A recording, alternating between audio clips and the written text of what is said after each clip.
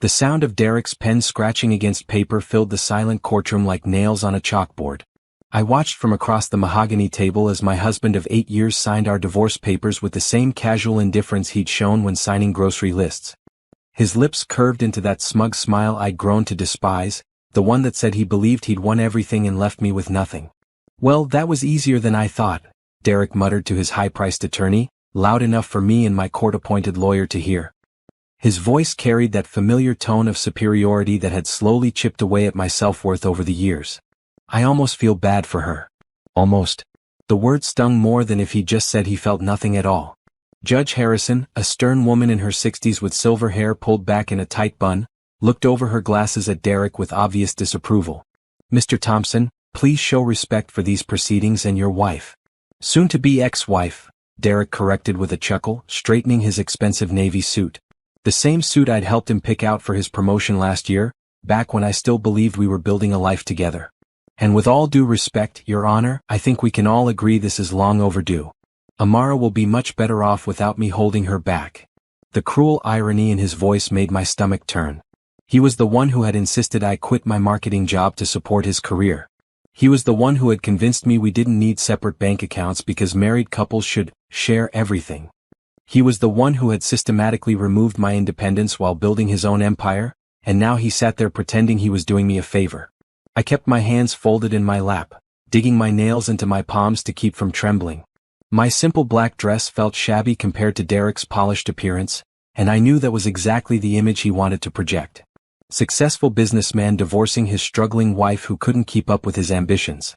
Derek's attorney, a sharp-faced man named Preston who charged more per hour than most people made in a week, leaned over to whisper something in Derek's ear. They both glanced at me and smiled. I didn't need to hear their words to know they were celebrating their victory. From the corner of my eye, I caught sight of her. Candace sat in the back row of the courtroom, trying to look inconspicuous in her red dress and designer heels. My replacement. Derek's secretary turned mistress, though she preferred to call herself his business partner now. She was everything I wasn't: blonde, ambitious, and willing to use whatever means necessary to get what she wanted, including sleeping with her married boss. The irony wasn't lost on me that Derek was divorcing me to marry another woman, yet somehow I was the one who looked desperate and alone in this courtroom. "Mrs. Thompson," Judge Harrison addressed me directly, and I straightened in my chair. "Do you have anything you'd like to say before we finalize these proceedings?" I opened my mouth then closed it again. What could I say? That my husband had cheated on me? That he'd manipulated our finances so everything was in his name? That he'd made me financially dependent on him and then discarded me like yesterday's newspaper? The facts were all there in the legal documents, but facts didn't capture the emotional devastation of 8 years of marriage ending with such calculated cruelty. "No, Your Honor," I finally managed, my voice barely above a whisper. Derek's smirk widened. "See? Even she knows this is for the best." My lawyer, Mrs. Patterson, a kind older woman who was working my case pro bono, shuffled through her papers nervously. She'd warned me this wouldn't go well. Derek had the better legal team, more resources, and had positioned himself advantageously in every aspect of our divorce. According to the settlement, I would get the house, which was mortgaged to the hilt, our old Honda, which needed constant repairs, and a small monthly alimony payment that would barely cover basic expenses. Derek, meanwhile, would keep his successful consulting business, his BMW, his boat, and his substantial retirement accounts. He'd also managed to hide several assets offshore, though we couldn't prove it in court. "Before we conclude," Mrs. Patterson said suddenly, standing up and clearing her throat, "there is one matter we need to address regarding Mrs. Thompson's inheritance from her late father." Derek's smile faltered slightly. "What inheritance? Her dad was a janitor who died 5 years ago." The dismissive way he said janitor made my blood boil.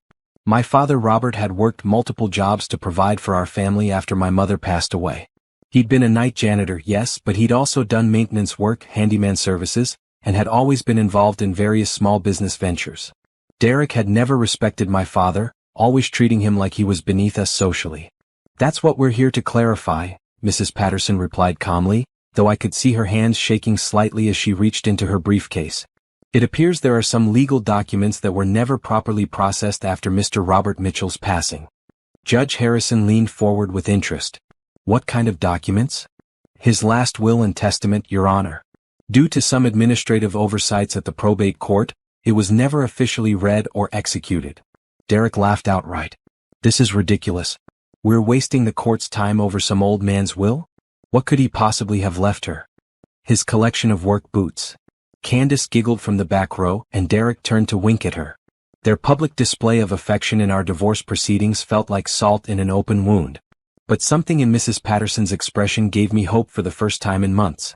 She wasn't the type to bring up pointless legal documents just to stall proceedings. There was something in her eyes that suggested she knew something Derek didn't. Your Honor, Mrs. Patterson continued, I request that we postpone the finalization of this divorce until Mr. Mitchell's will can be properly read and executed, as it may significantly impact the division of assets. Derek's attorney jumped up. Objection, Your Honor. This is clearly a stall tactic. Mr. Mitchell passed away 5 years ago.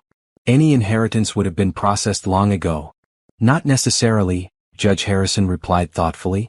If there were administrative errors in the probate process, the will could still be legally valid and unexecuted. Mrs. Patterson, do you have documentation to support this claim? Mrs. Patterson handed a thick folder to the bailiff, who delivered it to the judge. As Judge Harrison began reviewing the documents, the courtroom fell silent except for the sound of pages turning and Derek's increasingly agitated breathing. I watched my husband's confident facade begin to crack as the minutes ticked by. He kept glancing back at Candace, then at his attorney, then at the judge. For the first time since this whole process began, Derek looked uncertain. This is highly irregular, Preston muttered, but his voice lacked its earlier confidence. Judge Harrison finally looked up from the documents, her expression unreadable. I'm going to need time to review these materials properly. This court will recess for 1 week to allow for proper examination of Mr. Robert Mitchell's estate and will. Derek shot to his feet. Your Honor, this is absurd. We can't postpone our entire divorce because of some paperwork mix-up from 5 years ago. Mr. Thompson, I suggest you lower your voice in my courtroom, Judge Harrison replied sternly. And I suggest you take this week to consider that there might be more to your wife's family than you assumed. As the judge's gavel came down, declaring court adjourned, I saw something I'd never seen before in Derek's eyes: fear. For 8 years he'd controlled every aspect of our relationship, always staying one step ahead, always holding all the cards. But now, for the first time, he didn't know what was coming next. Neither did I, but for the first time in months, I felt a spark of something I'd almost forgotten: hope. 6 months earlier, I had been living in a completely different world. A world where I trusted my husband completely, where I believed our marriage was solid despite its rough patches, and where the biggest worry in my life was whether Derek would remember to pick up groceries on his way home from work. It was a Tuesday evening in March when everything changed. I remember the exact date because it was the day after our 8th wedding anniversary, which Derek had forgotten entirely until I mentioned it at breakfast. He'd promised to make it up to me with a special dinner that weekend, but as usual, work had gotten in the way. Derek's consulting firm had been growing rapidly over the past few years. What had started as a small business advisory service had expanded into a major operation with corporate clients and government contracts. I was proud of his success, even though it meant longer hours, more travel, and less time together.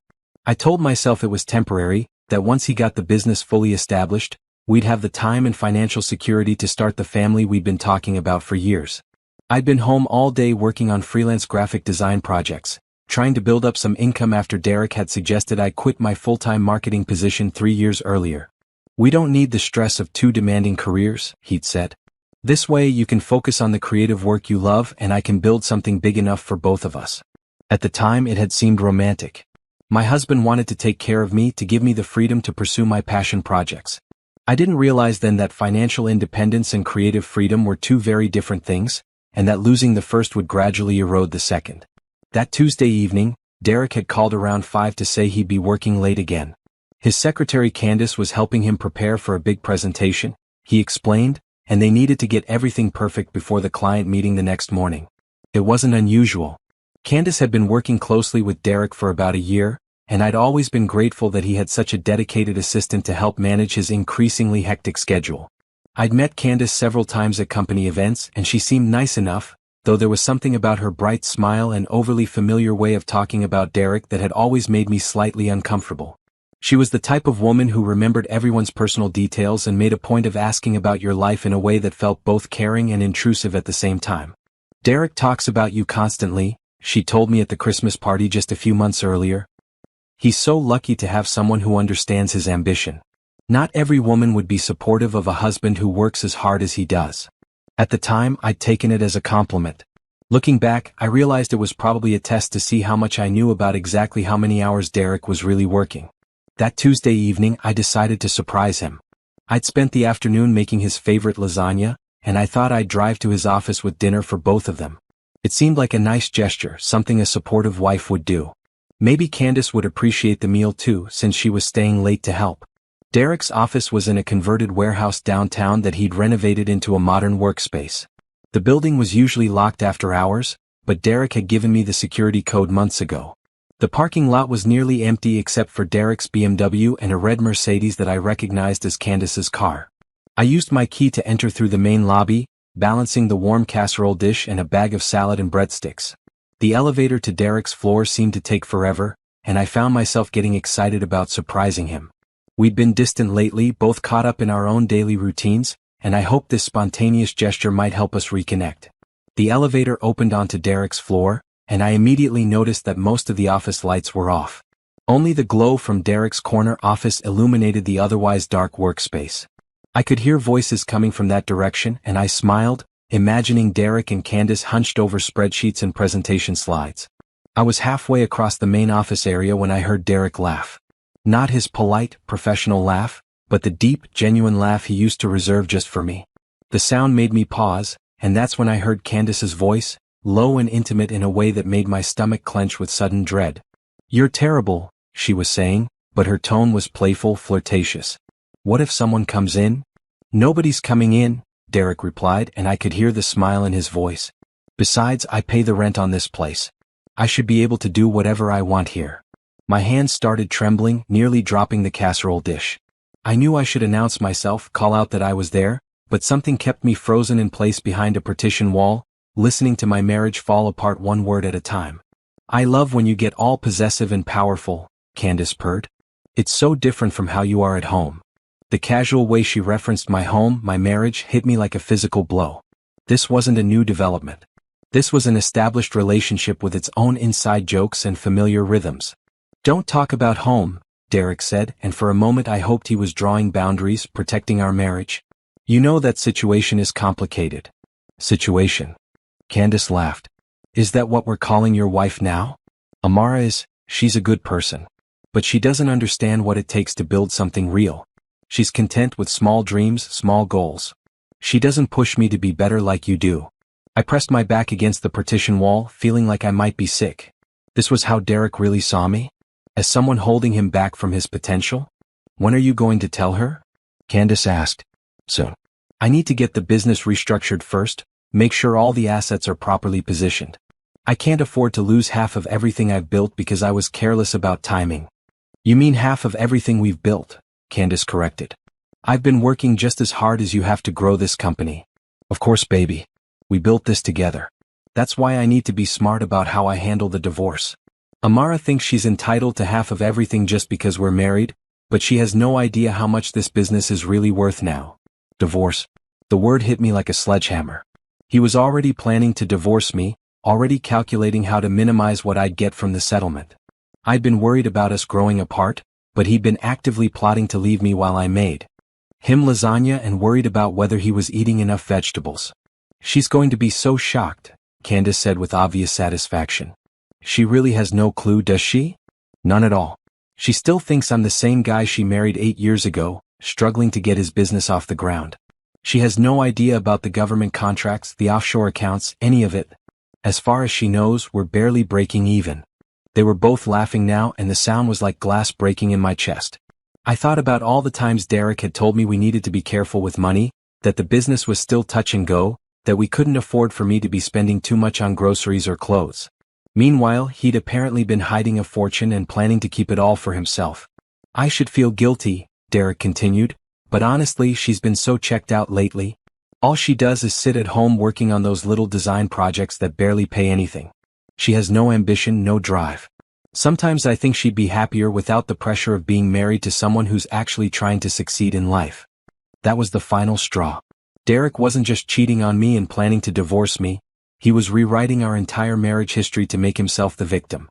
I was the one who had sacrificed my career to support his dreams. I was the one who had managed our household, entertained his clients, and worked freelance jobs that barely paid the bills because he'd convinced me his business needed all our resources to grow. I backed away slowly, my hands shaking so badly I could barely hold onto the casserole dish. I made it to the elevator without them hearing me, but once the doors closed, I completely fell apart. 8 years of marriage, and this was how little I'd meant to him. I wasn't even worth an honest conversation about his unhappiness. I was just an obstacle to be managed and eventually discarded. The drive home was a blur of tears and disbelief. I kept thinking there had to be some explanation, some context I was missing. Maybe they were talking about a business partnership, or maybe Derek was just venting his frustrations without really meaning any of it. But deep down, I knew what I'd heard. I knew the tone in their voices, the casual intimacy that spoke of a relationship that had been going on for months, maybe longer.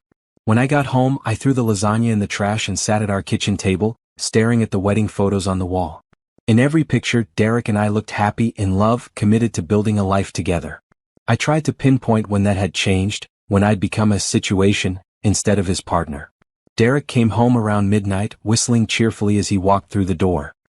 He found me still sitting at the kitchen table, though I'd cleaned up my tears and tried to compose myself. "Hey babe," he said, kissing the top of my head like nothing had changed. "Sorry I'm so late. That presentation kicked my ass, but I think we nailed it." I wanted to confront him right then, to demand answers and honesty. But something held me back. Maybe it was shock, or maybe it was some survival instinct telling me I needed to be smarter about this. If Derek was planning to divorce me and hide his assets, I needed to be prepared. I needed to understand exactly what I was dealing with before I showed my hand. "That's great, honey," I managed to say. "I'm proud of you." He smiled and headed upstairs to shower, completely oblivious to the fact that our marriage had just ended in his office downtown. As I listened to the water running, I realized that the man I'd loved and trusted for 8 years was essentially a stranger. And if he could lie to me so easily about something this fundamental, what else had he been lying about? That night was the beginning of the longest 6 months of my life, pretending everything was normal while secretly trying to figure out how to survive what was coming. But it was also the beginning of me remembering who I'd been before Derek had convinced me to make myself smaller to fit into his vision of the perfect supportive wife. I just had no idea yet how much my father's memory was about to change everything. 2 weeks after discovering Derek's affair, I finally worked up the courage to see a lawyer. I'd spent those 2 weeks in a fog of denial and desperation, secretly hoping I'd misunderstood what I'd overheard, that there was some innocent explanation for Derek's words about divorce and hidden assets. But every day brought new evidence of his deception. Derek had become even more secretive about his phone, taking calls in private and working late almost every night. He'd also started making comments about my freelance work, subtle criticisms about how I was wasting my potential on small projects instead of thinking bigger. I realized now that he was laying the groundwork for his narrative about why our marriage had failed, painting me as unambitious and unmotivated. Finding a lawyer had been harder than I'd expected. Derek knew every attorney in town through his business connections, and I was terrified that word would get back to him before I was ready. I'd finally found Mrs. Patterson through a women's support group I'd discovered online. She specialized in helping women navigate difficult divorces, particularly cases where there were hidden assets or financial manipulation involved. Her office was in an older building downtown, nothing like the sleek glass tower where Derek's attorney worked. Mrs. Patterson herself was in her early 60s, with graying hair and kind eyes behind wire-rimmed glasses. She offered me tea and spoke in a gentle voice that made me feel like maybe I wasn't going crazy after all. "Tell me about your situation, Amara," she said, settling back in her chair with a legal pad ready. I started with the affair, explaining what I'd overheard at Derek's office. Mrs. Patterson nodded sympathetically but didn't seem particularly surprised. She'd probably heard similar stories dozens of times before. "And he mentioned restructuring assets and positioning them for a divorce?" she asked. "Yes. He said something about not wanting me to get half of what he'd built, and he mentioned offshore accounts. I had no idea we had offshore accounts." Mrs. Patterson made notes as I talked. "How long have you been married?" 8 years. "We started dating 10 years ago, right after I graduated college." "And what was your financial situation when you married?" I thought back to those early days when Derek was just starting his consulting business and I was working at a marketing firm downtown. We'd both been young and hopeful, living in a tiny apartment and dreaming about our future together. We were both pretty much starting from nothing. Derek had just launched his business, and I was working an entry-level job. We pooled our resources to get by, but there wasn't much to pool. When did you quit your job? 3 years ago. Derek said it would be better for his business if I could be more flexible, help with entertaining clients and managing our home life. He convinced me that my salary wasn't worth the stress it was causing both of us. Mrs. Patterson looked up from her notes. And since then you've been financially dependent on Derek?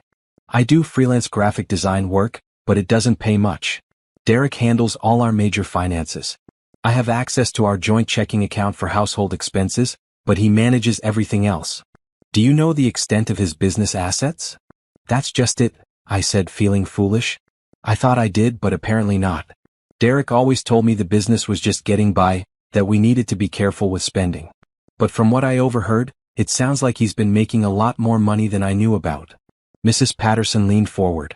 Amara, I need to be honest with you about what you're facing here.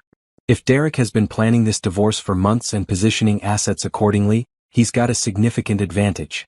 Hiding marital assets is illegal, but it's also very difficult to prove, especially if he's had time to move money around. My heart sank. So there's nothing I can do? I didn't say that. But you need to understand that this is going to be an uphill battle. Derek has resources, he has time to prepare, and he clearly has experience with complex financial transactions. You're starting from behind. She pulled out a thick folder and began showing me documents I'd need to gather. Tax returns, bank statements, business records, anything that could help establish the true extent of Derek's assets. The problem is, most of this information is probably in Derek's control. Joint tax returns will show some of his income, but if he's been hiding assets offshore or in business partnerships, that won't show up on documents you have access to. What about his business? I know some of his clients and I've attended company events. Doesn't that give me some claim to what he's built? Mrs. Patterson's expression was gentle but realistic. In theory, yes. As his spouse, you're entitled to half of any marital assets, including business growth during your marriage. But Derek's business is structured as a separate entity, and if he's been careful about how he's documented your contributions, it's going to be very difficult to establish your claim to those assets. I felt tears starting to form. So he can just cheat on me, lie to me for months, hide money from me, and then divorce me with nothing? Not nothing, Mrs. Patterson said firmly. You're entitled to spousal support, and you have rights that Derek can't just ignore. But I want you to have realistic expectations about what we're dealing with here. She showed me a chart outlining typical divorce settlements in cases like mine. Even in the best-case scenario, I was looking at a modest monthly alimony payment, maybe half the equity in our house, which wasn't much since Derek had refinanced it several times to fund his business, and possibly a small settlement if we could prove hidden assets. What about the house? I asked. You'll probably get to keep it, but Derek will want half the equity and you'll be responsible for the mortgage payments. Can you afford that on your potential income? I did the math in my head and realized I couldn't. The house payment alone was more than I could make with freelance work, and that wasn't even counting utilities, taxes, and maintenance. So I'll have to sell it? Most likely yes. And after paying Derek his share and covering selling costs, you'll probably have enough for a deposit on a small apartment and maybe a few months of expenses. The reality was starting to sink in. Derek wasn't just leaving me. He was ensuring that I'd have to start over from nothing while he moved on to his new life with Candace and all the wealth they'd built together. There is one thing that might help, Mrs. Patterson said, flipping through her notes. You mentioned your father passed away 5 years ago. Did he leave any assets, any inheritance? Not really. Dad worked hard his whole life, but he wasn't wealthy. He left me a few $1,000s and some personal items, but I used most of the money for his funeral expenses. What about property? Business interests? Even small investments can add up over time. I shook my head. Dad was a janitor and he did some handyman work on the side. He rented a small apartment his whole life. He never owned property or had any business investments that I knew of. Mrs. Patterson made a note. Sometimes people have assets that their families don't know about. Small business partnerships, investments, even life insurance policies that weren't processed properly. Do you have any of your father's papers? Some. They're in storage in our basement. I never went through everything because it was too painful right after he died. I'd recommend taking a look through those documents. Sometimes there are surprises, and even a small inheritance could give you more leverage in the divorce proceedings. As our meeting wrapped up, Mrs. Patterson explained her fee structure. She was willing to work with me on a payment plan, understanding that my resources were limited.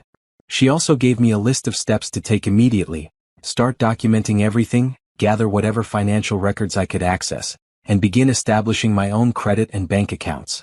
Most importantly, she said as I prepared to leave, don't let on to Derek that you know about the affair or that you're planning to file for divorce.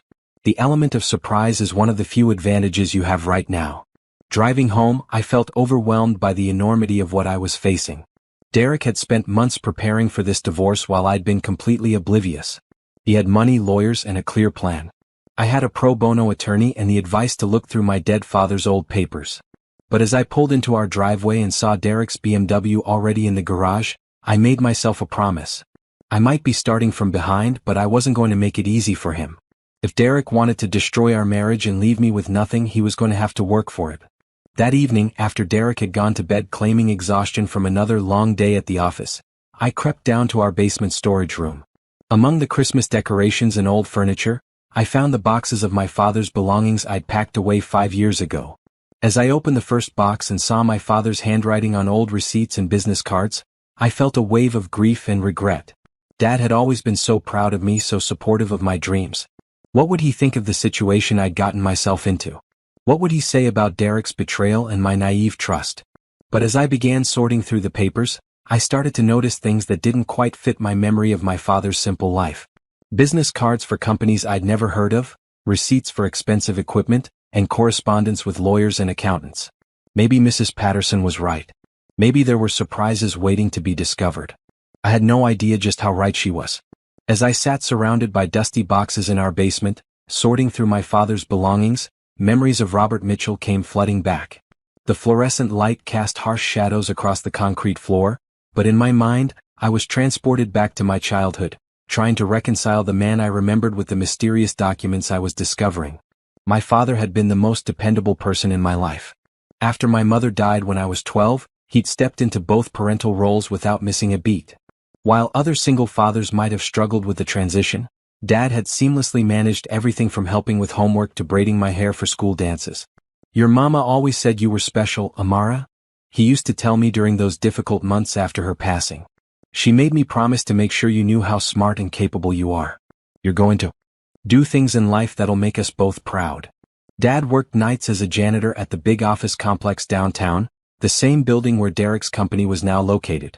The irony of that wasn't lost on me as I rifled through receipts and business cards. Dad would leave for work just as I was finishing dinner, and he'd be home in time to make me breakfast before school. I never felt like I was missing out on having a father around because he made every moment we spent together count. But there had always been other things going on in Dad's life that I didn't fully understand as a child. He'd have meetings on weekends with men in nice suits who would come to our small apartment. They'd sit at our kitchen table drinking coffee while I watched cartoons in the living room, speaking in low voices about investments and opportunities and partnerships. When I'd ask Dad about these meetings, he'd just smile and ruffle my hair. Business stuff, sweetheart. Nothing for you to worry about. Your job is to focus on school and being a kid. I'd accepted that explanation without question. Dad was always involved in some side hustle or another. He'd fix cars for neighbors in our apartment complex's parking lot, do handyman work for local businesses, and occasionally disappear for entire weekends on what he called consulting jobs. I assumed it was all just his way of making extra money to support us. Now, looking through his papers, I was seeing evidence of a much more complex business life than I'd ever imagined. There were contracts for construction projects, invoices for equipment rentals, and correspondence with people who clearly regarded my father as much more than a part-time handyman. One business card particularly caught my attention. It was for someone named Thomas Crawford, and it was embossed with gold lettering that read Crawford Development Group, Commercial Real Estate. On the back, in my father's handwriting, were numbers that looked like dollar amounts followed by percentages and dates. I found similar cards for a dozen other businesses, construction companies, property management firms, and investment groups. Each card had notes in my father's neat handwriting, tracking what appeared to be financial relationships or business deals. There was also a leather-bound appointment book that covered the last 2 years of Dad's life. As I flipped through it, I saw meetings scheduled almost every week with various business contacts. These weren't casual coffee meetings. They were formal appointments at offices downtown, scheduled around Dad's janitor shifts and carefully planned to fit into his complicated schedule. One entry stood out to me: meeting with Harrison and Associates 2 p.m. Tuesday re. Amara's future. The date was just 6 months before Dad died, and the re. Amara's future, note sent chills down my spine. What had Dad been planning for my future? And who were Harrison and Associates? I found the answer in another box, tucked inside an old manila envelope. It was a business card for Harrison and Associates, attorneys at law, along with a handwritten note from someone named Judge Harrison. Robert, thank you for your trust in our firm. We'll make sure everything is handled exactly as you specified. Amara will be well taken care of when the time comes. Judge Harrison. The same judge who was overseeing my divorce case. The coincidence seemed impossible, but there was the business card with the familiar name and address. As I continued searching, I found bank statements that made no sense. Dad had always been careful with money, but these statements showed regular deposits of thousands of dollars, sometimes tens of thousands going back years. The deposits came from various sources: Crawford Development Group, Mitchell and Associates Construction, Riverside Property Management, and several others. Mitchell and Associates Construction. Dad's name was part of the company name. That suggested he wasn't just an employee or contractor. He was a partner or owner in multiple businesses. I found incorporation papers that confirmed my suspicions.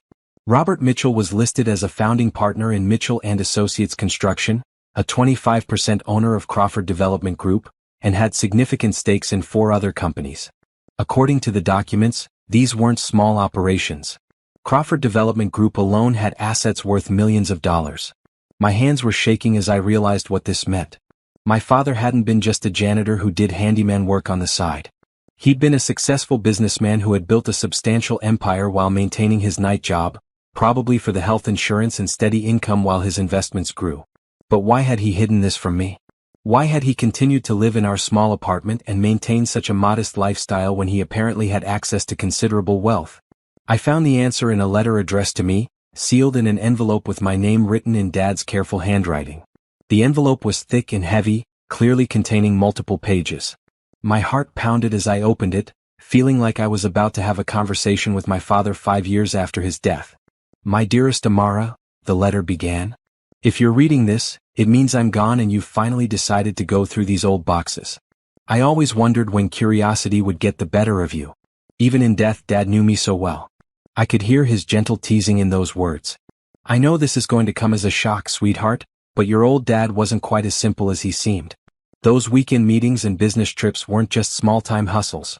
Over the years, I built something real, something substantial. But I want you to understand why I kept it from you. The letter went on to explain Dad's philosophy about money and success. He'd grown up poor and had seen how wealth could change people, make them forget their values and lose sight of what was truly important. He'd also seen how knowledge of family money could make young people complacent, less motivated to develop their own skills and character. I wanted you to become the person you were meant to be based on your own talents and drive, not because you knew there was money waiting for you. I wanted you to choose your husband for love, not financial security. I wanted you to pursue your dreams because they mattered to you, not because you had the luxury of a safety net. Dad had been watching my life carefully, making sure I was developing into the kind of person who could handle wealth responsibly. He'd been proud when I'd graduated college and started my career in marketing. He'd been less thrilled when I'd quit my job to support Derek's business, but he'd kept his opinions to himself. By now, you're probably wondering why I stayed in that little apartment and kept working as a janitor when I had all these business interests. The truth is, I loved that job. It kept me grounded, reminded me every day what real work looked like. And it was the perfect cover for my business activities. Nobody expects a night janitor to be closing million-dollar real estate deals. The letter revealed that Dad had been incredibly strategic about building his wealth while maintaining his privacy. He'd used the night shift to his advantage, conducting business meetings during the day when most people were at work, and using his janitorial job as a way to gather intelligence about the companies and business leaders he was dealing with. You'd be surprised how much you can learn about a company by emptying their trash and cleaning their offices, Dad wrote with obvious amusement. People think janitors are invisible, so they talk freely around us. I probably knew more about the local business community than most CEOs. But the most important part of the letter came near the end. I've set everything up so that you'll inherit my business interests, but only when you really need them. I've instructed my lawyers to wait until you're facing a significant life challenge before revealing the extent of your inheritance. I wanted to make sure you'd had the chance to prove yourself as an independent woman first. Dad had somehow anticipated that I might one day need his help, even though he'd died years before Derek's betrayal. He'd created a safety net that would only activate when I was truly vulnerable, ensuring that I'd never become dependent on his wealth but would have access to it when I needed it most. If you're reading this letter, it probably means you're going through something difficult. Maybe it's a divorce or financial troubles, or some other crisis that's made you desperate enough to dig through your old dad's dusty papers. Whatever it is, sweetheart, I want you to know that you're stronger than you think you are. But you don't have to face it alone. The letter included detailed instructions for contacting Harrison and Associates and accessing what Dad called the full documentation of your inheritance. There were safe deposit box keys, account numbers, and contact information for various business partners who had been instructed to help me understand my father's empire. At the bottom of the letter, Dad had written a final message that brought tears to my eyes. You were always my greatest investment, Amara. Not because of what you might inherit someday but because of who you are. Your mama and I created something beautiful when we made you. Don't let anyone convince you that you're worth less than everything. Sitting in that basement surrounded by the evidence of my father's secret life, I realized that Derek's betrayal hadn't left me powerless after all. Dad had been planning for this possibility for years, building not just wealth but a support system that would activate exactly when I needed it most. For the first time in months, I felt like maybe I wasn't facing this battle alone. My father had been preparing me for this fight without me even knowing it. Tomorrow, I would call Harrison and Associates and begin to understand just how much my father had really left me. But tonight, I just sat in the basement holding his letter, feeling his love and protection reaching across 5 years to remind me who I really was. Derek thought he'd married a naive woman with no resources and no power. He was about to discover just how wrong he'd been about that. The next morning, I waited until Derek left for work before making the call to Harrison and Associates. My hands shook as I dialed the number from my father's letter, still not quite believing that this could be real. Part of me expected to reach a disconnected number or a confused secretary who had never heard of Robert Mitchell. Instead, a professional voice answered immediately. Harrison and Associates, this is Margaret speaking. How may I help you? Hi, I said, my voice barely above a whisper. My name is Amara Thompson, formerly Amara Mitchell. I believe you have some documents related to my father, Robert Mitchell? There was a brief pause, then Margaret's voice became notably warmer. Ms. Mitchell, we've been waiting for your call for quite some time. Let me connect you with Mr. Harrison immediately. Within seconds, a deep, familiar voice came on the line. Amara, this is Judge Harrison. I'm so glad you finally reached out. Judge Harrison. The same man who was overseeing my divorce case knew about my father's business affairs. The coincidence was starting to feel less like chance and more like careful planning on Dad's part. I'm confused, I admitted. You're the judge in my divorce case, aren't you? Judge Harrison chuckled. Actually, no. That's my wife, Judge Patricia Harrison. I'm retired from the bench now and work primarily with estate planning and business law. Your father was one of my longest-standing clients. How did he know that I would need help? And how did he know your wife would be handling my case?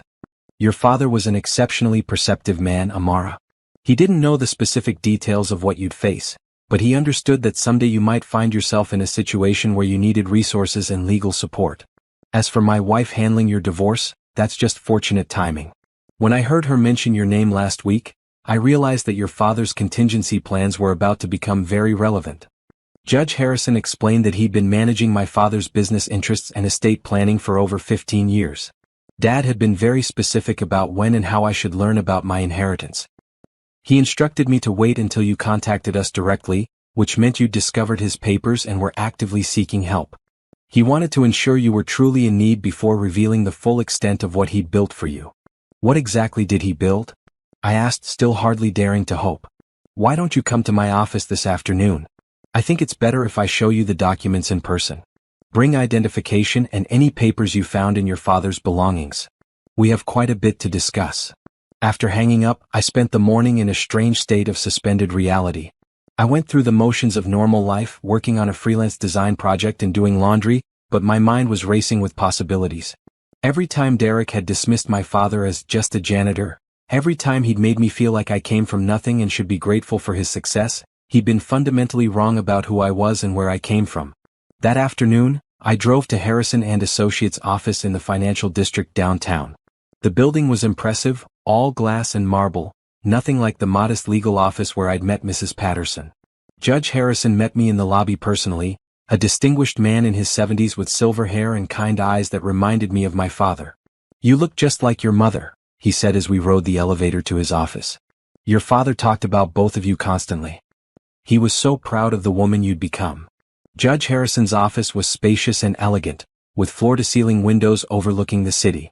But what caught my attention was the wall of photographs showing him with various business leaders and politicians, including several photos with my father at construction sites and business events.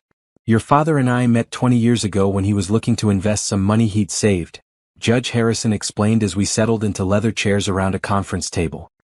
He was one of the smartest men I ever knew, completely self-taught when it came to business and investing. He opened a thick file folder and spread documents across the table. Let me show you what your father built. The first document was a comprehensive asset summary that made my head spin.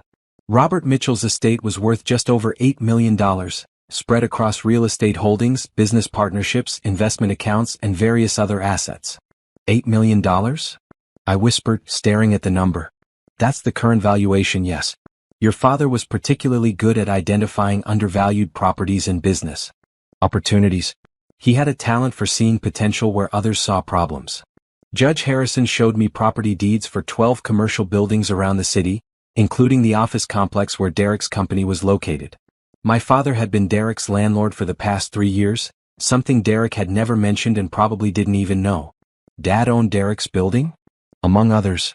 Your father was very strategic about his real estate investments. He preferred commercial properties with stable, long-term tenants. There were also partnership agreements showing Dad's involvement in 6 different businesses, including the construction company that bore his name and a property development firm that had worked on several major projects around the city. But how did he manage all of this while working as a janitor? I asked. Your father was a master of compartmentalization. He kept his business activities completely separate from his personal life. Most of his business partners knew him as Bob Mitchell, successful investor and businessman. They had no idea he also worked nights as a janitor.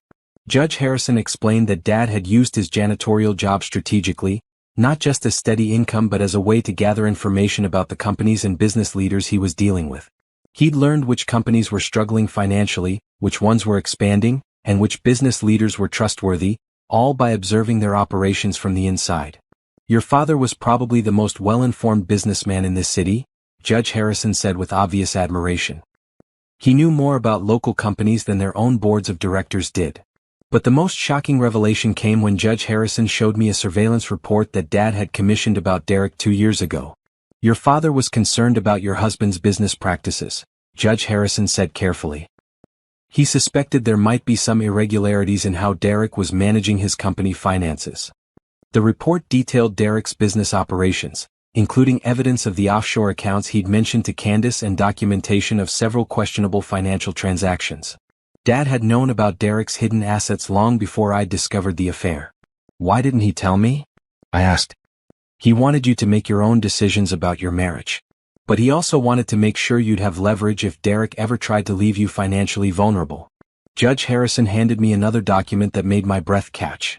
It was a detailed dossier on Derek's affair with Candace, including photographs, financial records showing Derek spending on her, and evidence of their business relationship that went far beyond what Derek had told me.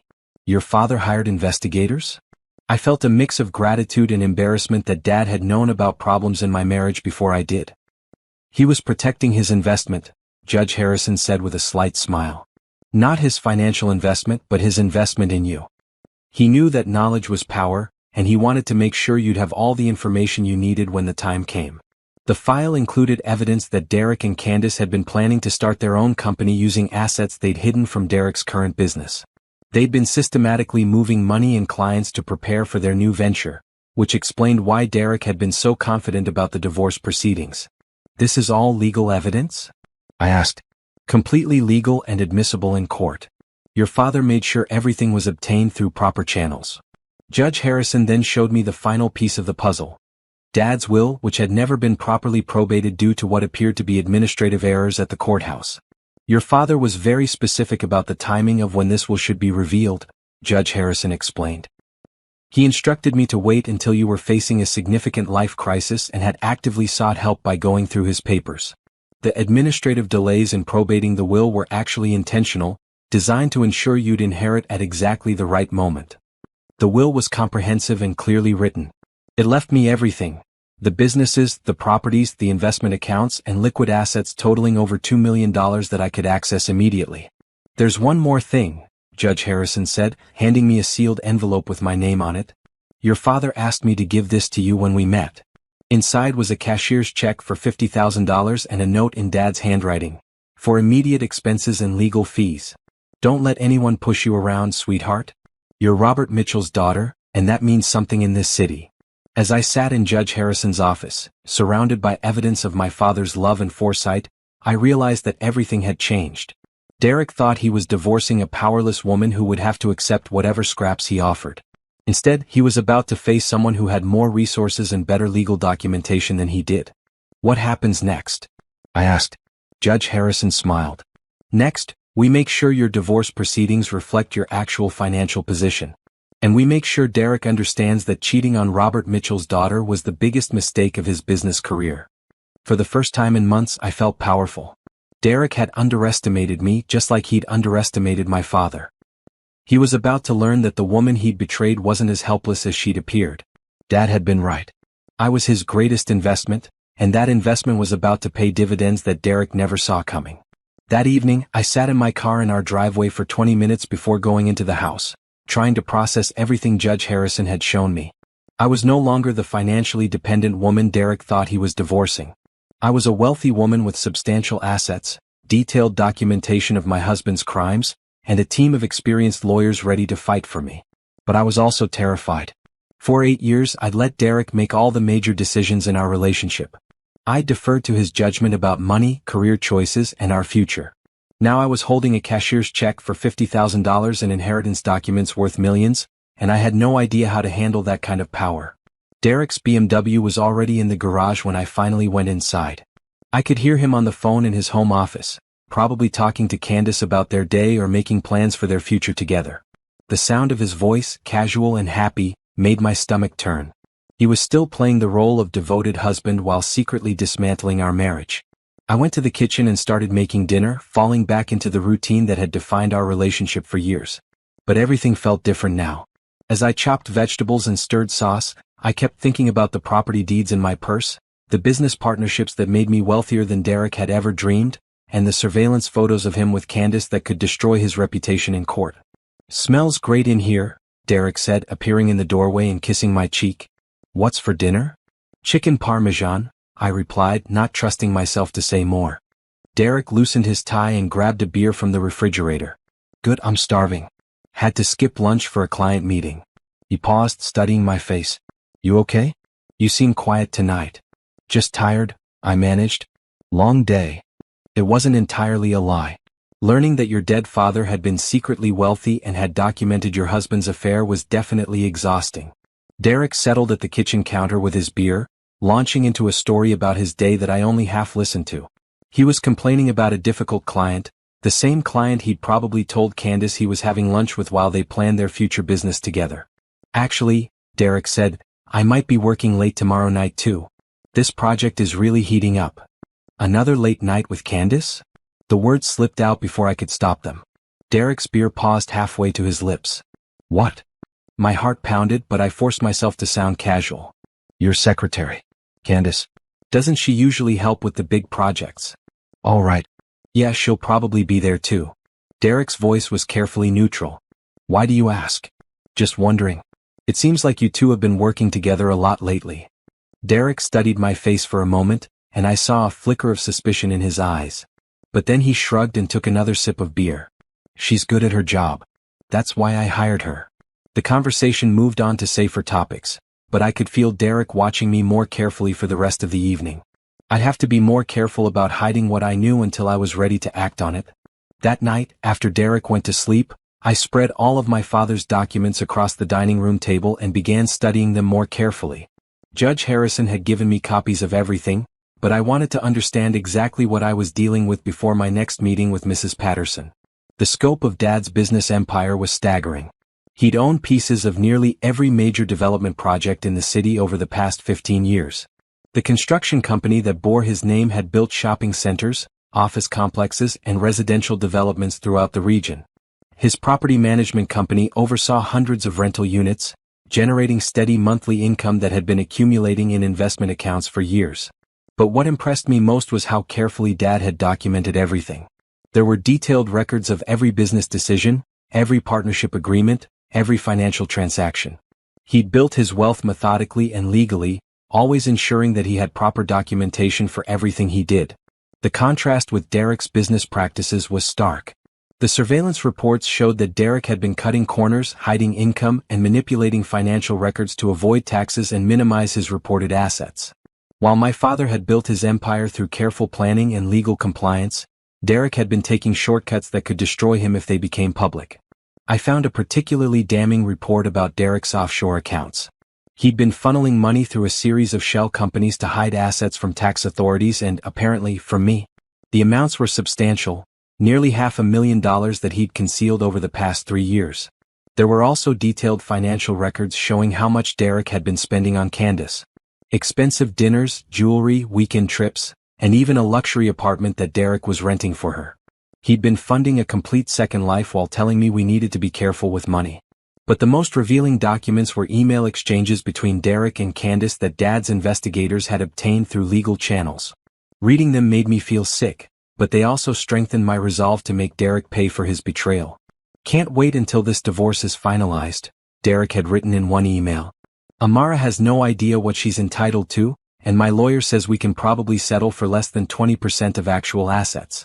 She'll take whatever I offer because she doesn't have the resources to fight it." Candace's response was equally callous. "Poor little Amara. Maybe this will teach her not to marry above her station. Some people are just meant to be followers, not partners."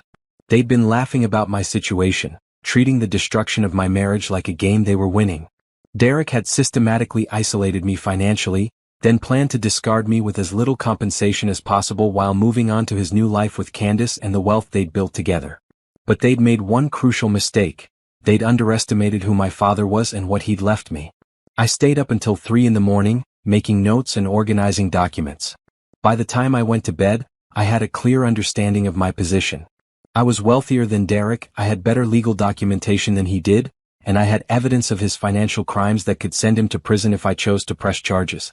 More importantly, I had something Derek didn't, the moral authority that came from being the wrong party. He was the one who had cheated, lied, and tried to steal from me.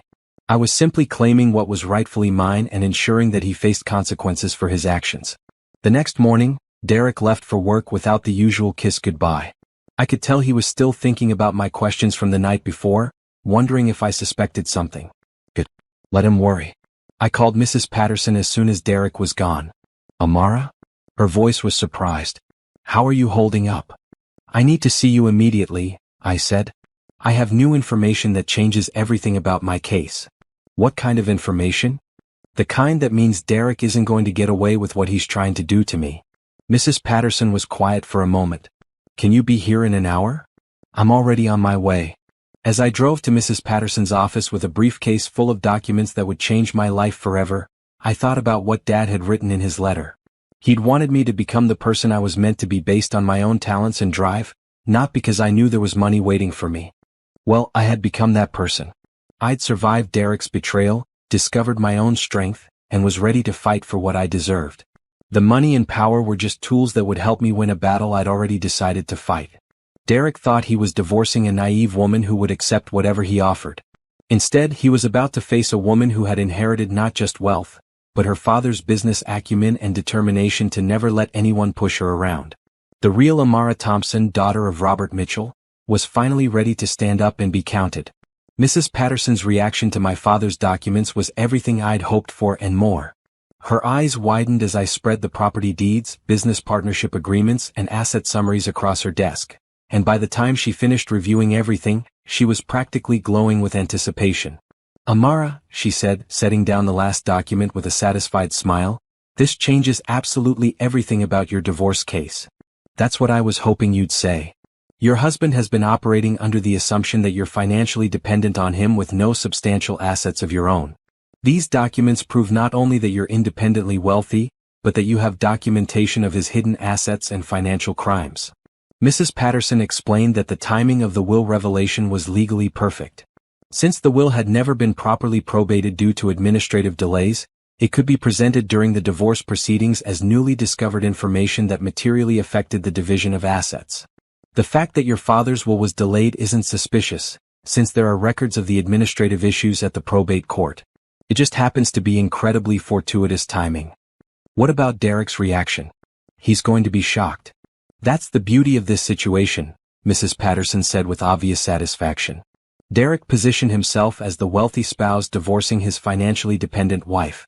When it's revealed that you're actually wealthier than he is, his entire legal strategy collapses. She showed me how the new information would affect every aspect of the divorce settlement. Instead of Derek paying me modest alimony, I could potentially argue that no spousal support was needed at all, since I had substantially more assets than he did. Instead of splitting our marital home, I could buy out his share entirely and keep the house if I wanted it. More importantly, Mrs. Patterson continued, the evidence of Derek's hidden assets and financial crimes gives us tremendous leverage. We can threaten criminal charges if he doesn't cooperate with a fair settlement. Criminal charges?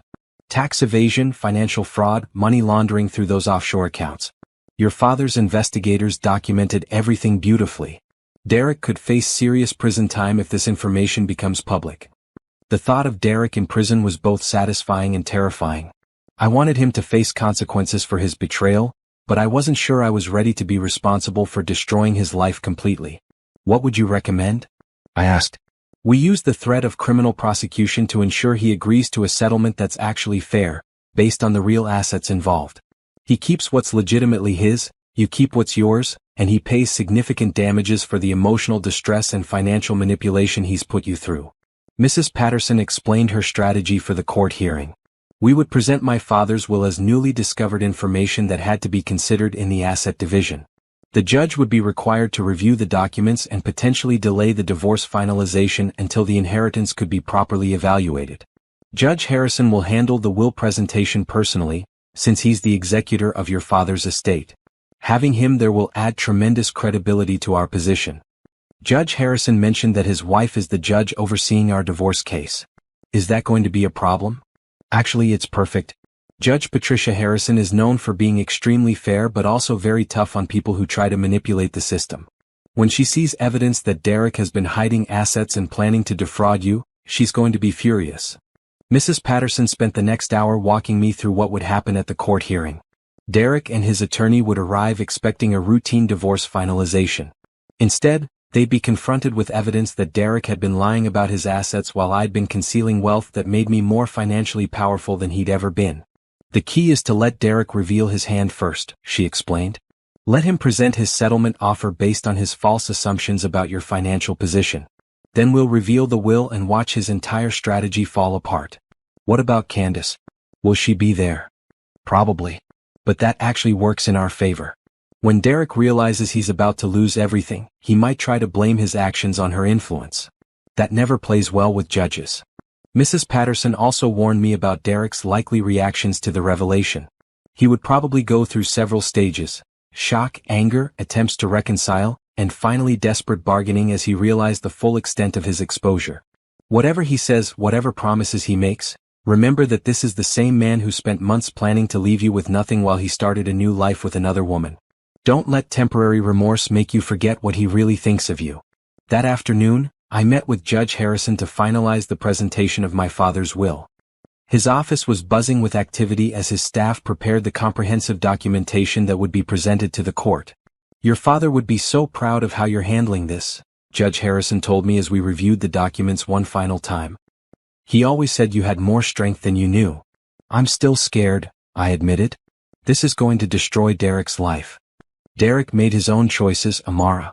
You're not responsible for the consequences of his actions. Your only responsibility is to protect yourself and ensure you get what you're legally entitled to. Judge Harrison showed me a letter my father had written specifically for this moment, to be read aloud in court if the situation ever arose where I needed his full support in a legal battle. Robert asked me to present this as part of the will reading if you ever face someone trying to take advantage of your perceived vulnerability, Judge Harrison explained. He wanted to make sure everyone in that courtroom understood exactly who you are and where you come from. The letter was vintage Dad, loving but firm, protective but empowering. He'd written it as if he'd known exactly what Derek would try to do to me, and he'd crafted his words to make it clear that I was not someone to be underestimated or mistreated. "Are we really going to be able to pull this off?" I asked. "Amara, your father spent 15 years building the legal and financial foundation that's going to protect you tomorrow. I've spent the last week preparing documentation that will make Derek's deception impossible to deny. Mrs. Patterson has built a case that's absolutely bulletproof. We're not just going to pull this off, we're going to win decisively." That evening, I went through my normal routine with Derek, making dinner and pretending everything was fine. But inside, I felt like I was vibrating with nervous energy. Tomorrow, everything would change.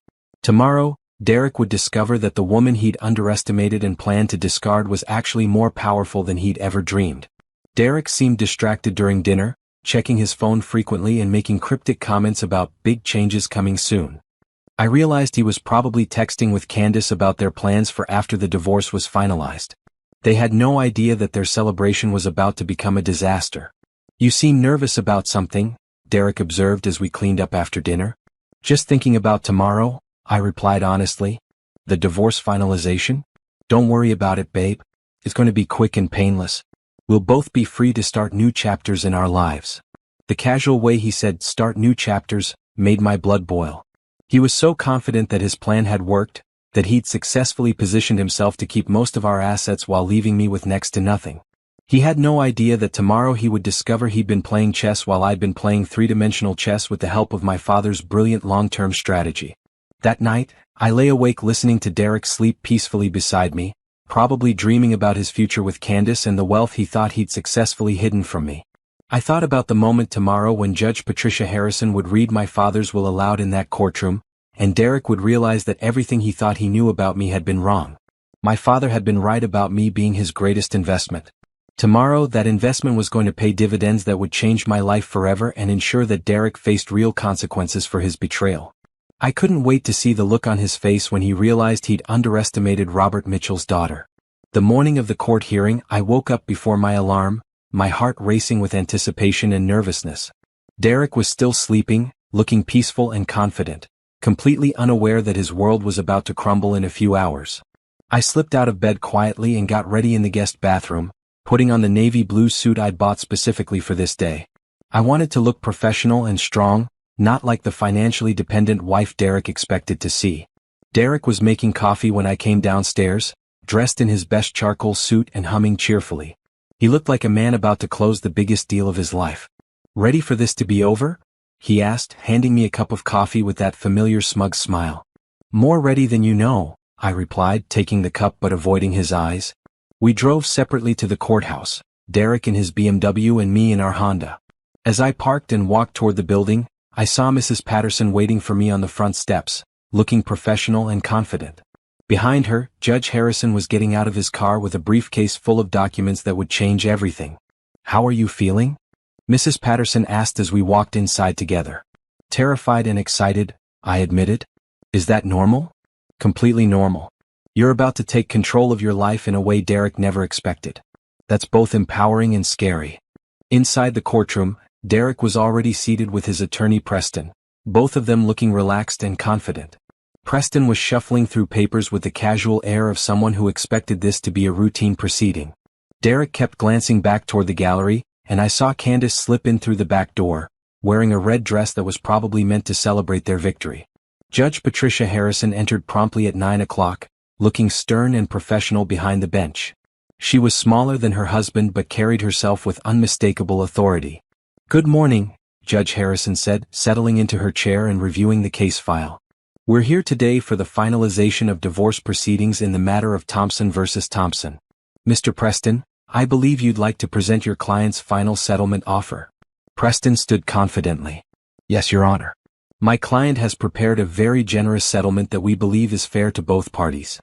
He began outlining Derek's proposed division of assets. I would get the house with its substantial mortgage, the older Honda, and a monthly alimony payment of $1,500. Derek would keep his business, his BMW, his boat, and his retirement accounts. According to Preston's presentation, this represented an equal division of marital assets. "Your Honor," Preston concluded, "my client has been more than fair in this settlement. Mrs. Thompson will be well provided for, while Mr. Thompson retains the business assets he built through his own hard work and expertise." Derek was nodding along, looking pleased with his attorney's presentation. In the gallery I could see Candace smiling. Judge Harrison looked at me. Mrs. Thompson, do you accept this settlement as presented? I stood up slowly. No, Your Honor, I do not. Derek's smile faltered slightly. This wasn't part of his script. Mrs. Patterson stood beside me. Your Honor, we have significant new information that materially affects the division of assets in this case. Preston jumped up. Objection, Your Honor. This is clearly a delay tactic. Mrs. Thompson has had months to present any relevant information. Actually, Mrs. Patterson replied calmly, this information only became available to my client yesterday, due to administrative delays in the probate of her father's estate. Judge Harrison leaned forward with interest. What kind of information are we talking about, Mrs. Patterson? We have documentation showing that Mrs. Thompson has substantial inherited assets that were not previously disclosed, because the inheritance was not legally finalized until yesterday. The courtroom went completely silent. Derek's confident expression changed to confusion, then concern. Furthermore, Mrs. Patterson continued, we have evidence that Mr. Thompson has been concealing significant marital assets through offshore accounts and shell companies. Derek's face went white. Preston was frantically whispering in his ear, but Derek wasn't listening. He was staring at me like he'd never seen me before. Judge Harrison studied the papers Mrs. Patterson handed to her. This appears to be quite complex. I think we need to examine this new evidence carefully before proceeding.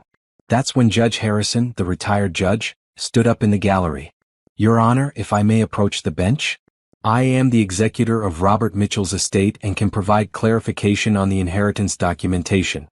Derek's head snapped around as he recognized Judge Harrison from various business events around the city.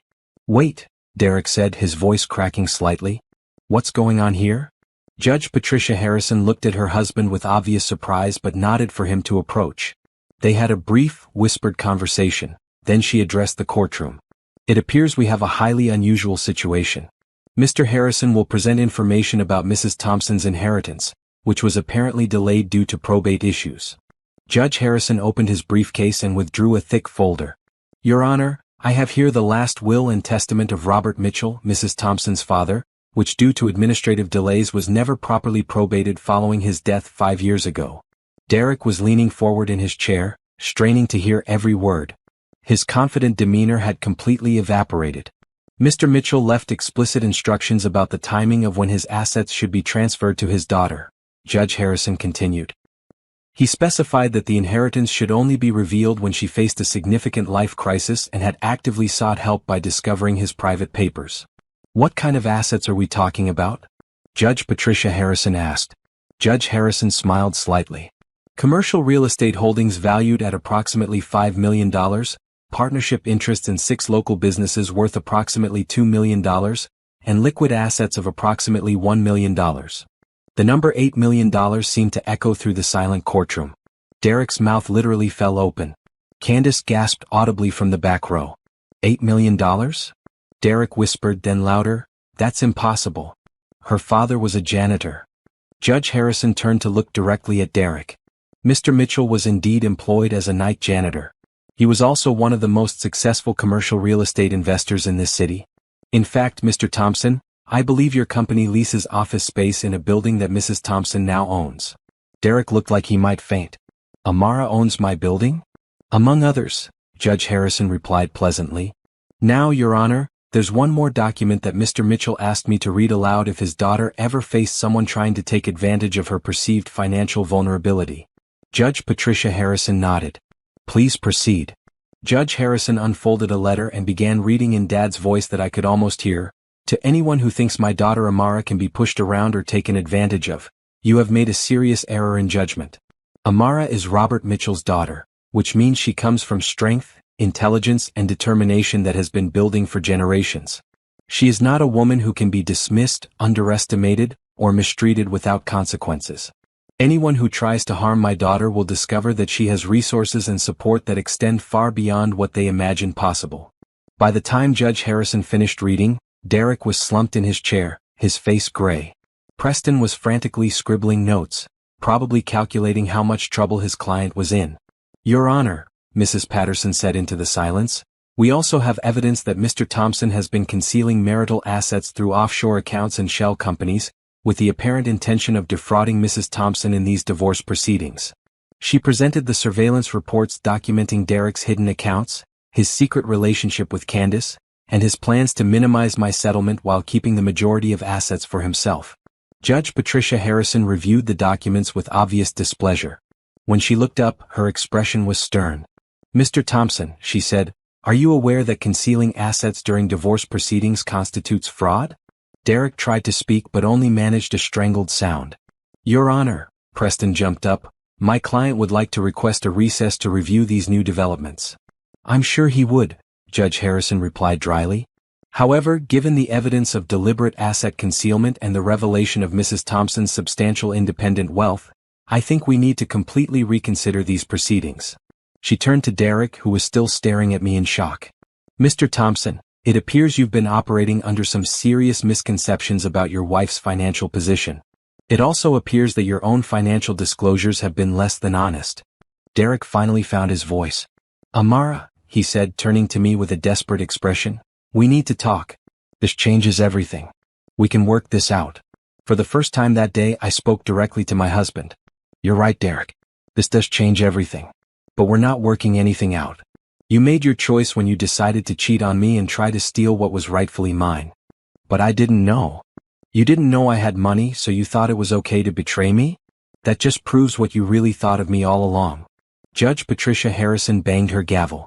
"Mr. Thompson, I suggest you consult with your attorney about the criminal implications of asset concealment before you say anything else that might incriminate you further." As the judge called for a recess to allow both sides to reassess their positions, Derek sat frozen in his chair while Candace fled from the courtroom. His entire world had just collapsed, and he was finally beginning to understand that the woman he tried to discard was more powerful than he'd ever imagined. I walked out of that courtroom feeling like I was floating. My father's plan had worked perfectly, and Derek was about to learn what it really cost to underestimate Robert Mitchell's daughter. The recess gave Derek and Preston 30 minutes to absorb the reality of their situation, and when we reconvened, the change in their demeanor was striking. Derek looked like a man who'd aged 5 years in half an hour, and Preston had the grim expression of a lawyer who knew his client was in serious trouble. Judge Patricia Harrison resumed her seat and addressed the courtroom with barely concealed irritation.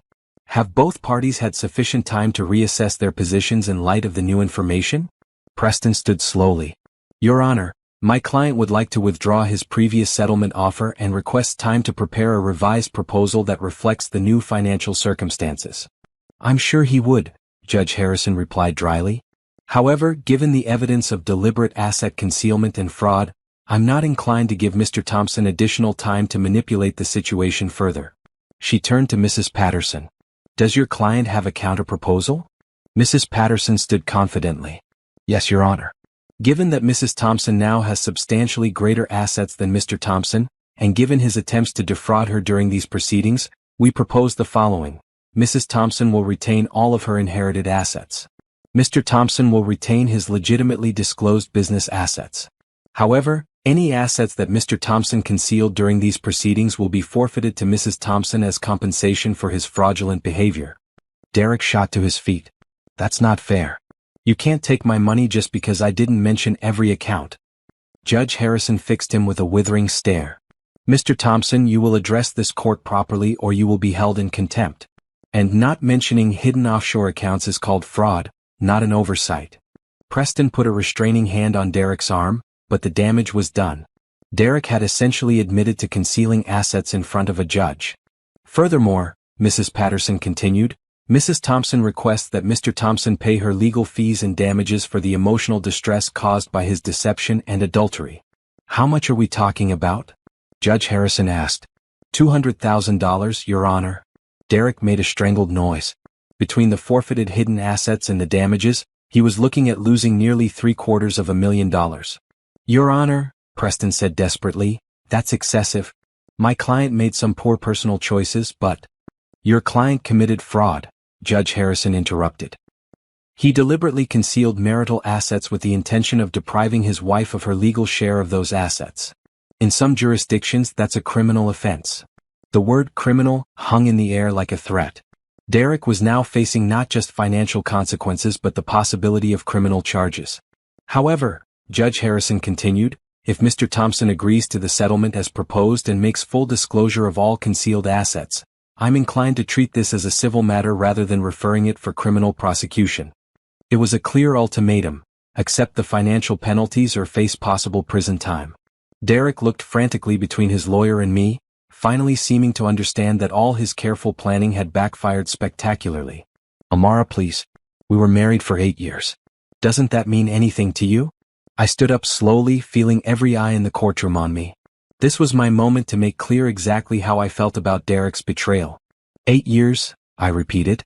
8 years during which I supported your career, managed your home, entertained your clients, and gave up my own financial independence to help you build your business. 8 years during which you convinced me that we were partners working toward a shared future. Derek's face was pleading, but I wasn't finished. And during those 8 years, you were secretly moving money offshore, planning to divorce me, and sleeping with your secretary while mocking me to her face. You called me a situation that you needed to manage. You laughed about how easy it would be to leave me with nothing because I was too trusting to protect myself. Derek winced with each accusation, finally understanding how completely his private conversations had been documented. So no, Derek, those 8 years don't mean anything to me anymore. They were 8 years of lies, and I'm done pretending they were anything else. Judge Harrison nodded approvingly. Mr. Thompson, do you accept the settlement as proposed by Mrs. Thompson? Derek looked at Preston, who whispered urgently in his ear. After a moment, Derek slumped in defeat. Yes, he said quietly. I accept. Very well. This court orders that Mr. Thompson will pay Mrs. Thompson $200,000 in damages, forfeit all concealed assets to Mrs. Thompson, and pay all legal fees associated with these proceedings. Mrs. Thompson will retain all inherited assets and waives any claim to spousal support given her independent wealth. Judge Harrison banged her gavel. This divorce is granted. Mr. Thompson, I suggest you consider yourself fortunate that Mrs. Thompson is choosing not to press criminal charges at this time.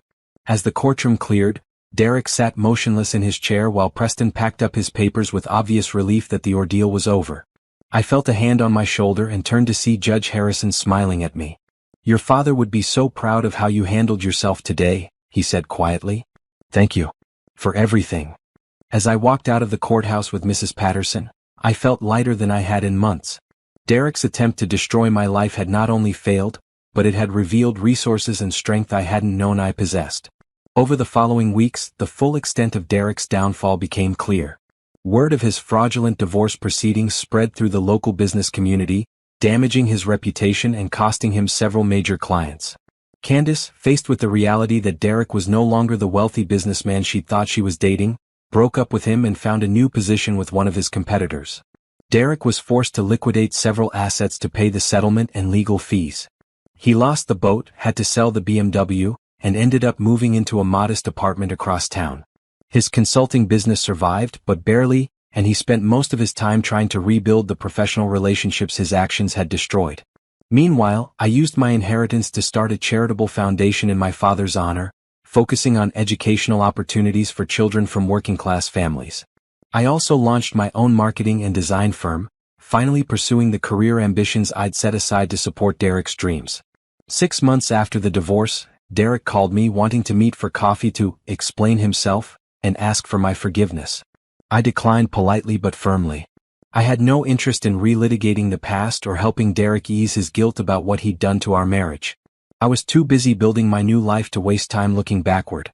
The woman Derek had tried to dismiss as financially dependent and lacking ambition had become one of the most successful businesswomen in the city. My marketing firm was thriving, my charitable foundation was making a real difference in the community, and I was finally living up to the potential my father had always seen in me. Derek had underestimated Robert Mitchell's daughter, and that mistake had cost him everything he thought he valued. But it had given me something far more valuable than money, the knowledge that I was stronger, smarter, and more capable than I'd ever dared to believe. My father's investment in me had paid dividends beyond anything he could have imagined. 1 year after my divorce was finalized, I stood in the conference room of my marketing firm, looking out at the city skyline and reflecting on how dramatically my life had changed. My company, Mitchell Marketing Group, had grown to 15 employees and was handling campaigns for some of the city's largest businesses. The charitable foundation I'd established in Dad's honor had awarded scholarships to over 100 students and was funding educational programs throughout the region. But the most important change was how I felt about myself.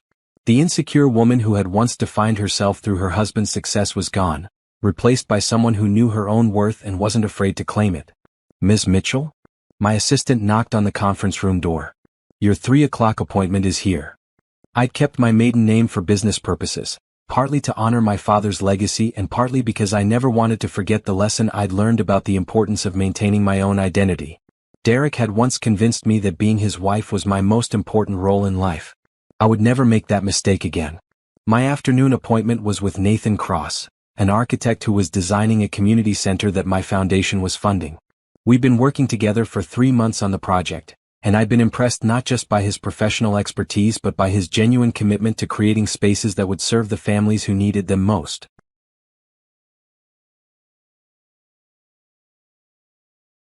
Nathan was everything Derek wasn't. Humble, honest, and interested in making a positive difference rather than just accumulating wealth and status. He was also incredibly attractive, with dark hair, warm brown eyes, and a smile that made me remember what it felt like to be genuinely interested in someone rather than just going through the motions of a relationship.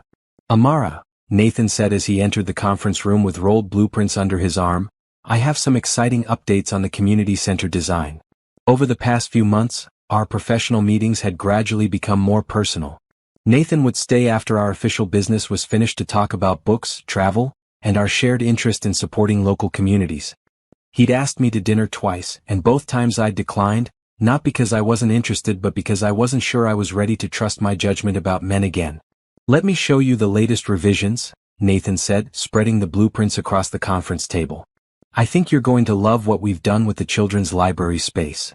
As he walked me through the design changes, I found myself watching his hands as he pointed out different features, noting the way his face lit up when he talked about creating spaces where kids could feel safe and inspired to learn.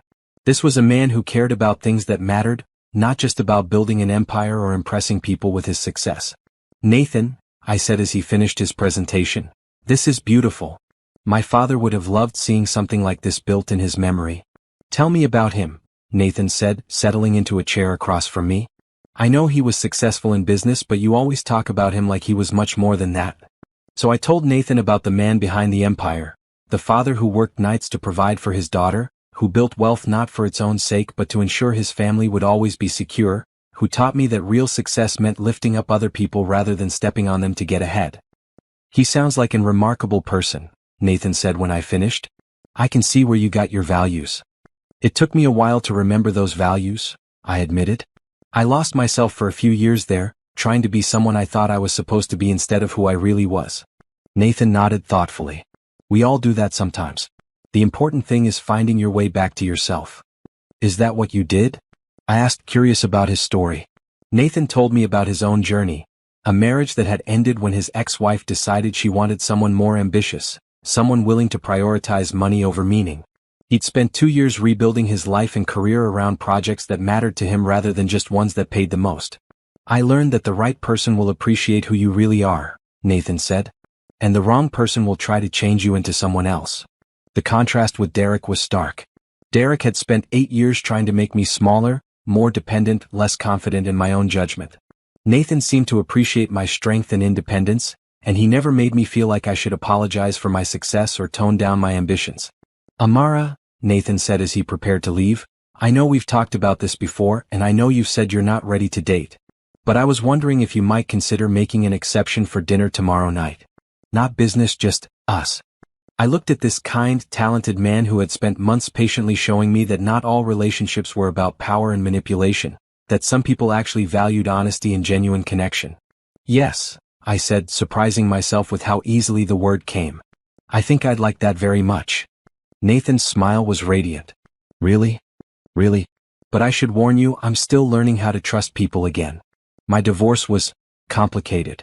"I know," Nathan said gently, "and I'm willing to go as slowly as you need to." That evening, I called Mrs. Patterson to update her on my life. She'd become not just my lawyer but a friend and mentor, someone who had helped me navigate not just my divorce but my transition into becoming a successful businesswoman. "I'm so proud of you, Amara," she said when I told her about Nathan and how happy I was becoming. "You've built something beautiful from what could have been a devastating situation." "I had a lot of help," I said. "From you, from Judge Harrison, from my father's planning." "You had support," Mrs. Patterson corrected. But you made the choice to fight for yourself. Not everyone would have had the courage to do what you did. Later that night, I walked through my new house, a beautiful craftsman-style home in a historic neighborhood that I'd bought with my inheritance.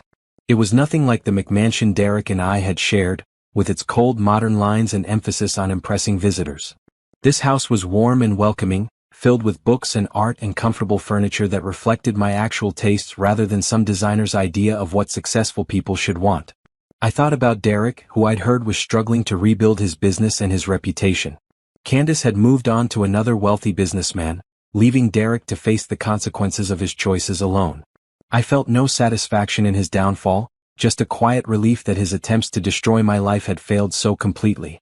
My phone rang and for a moment I tensed, hoping it wasn't Derek trying to contact me again. Instead it was Nathan. "I hope it's not too late to call," he said, "but I wanted to tell you how happy I am that you said yes to dinner tomorrow." "I'm happy too," I said and realized I meant it completely. "I'm looking forward to it." "Good. And Amara? Thank you for taking a chance on getting to know me.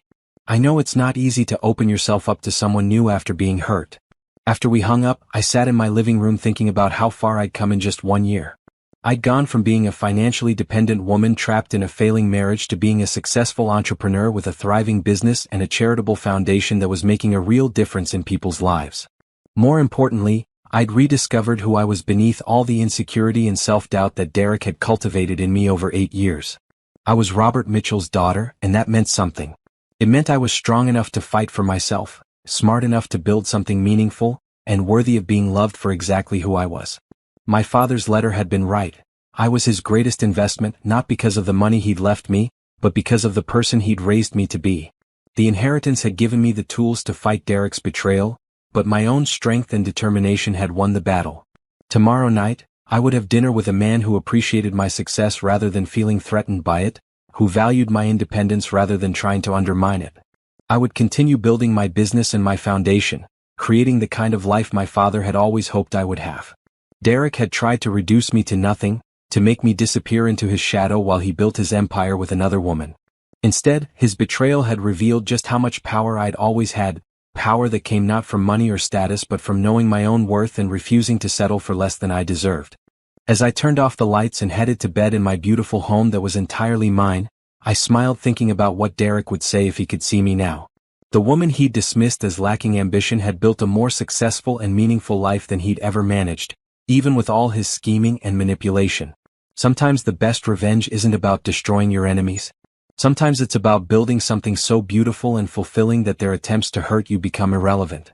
I had everything Derek had tried to take from me: financial security, professional success, and the respect of my community. But more than that, I had something he would never understand.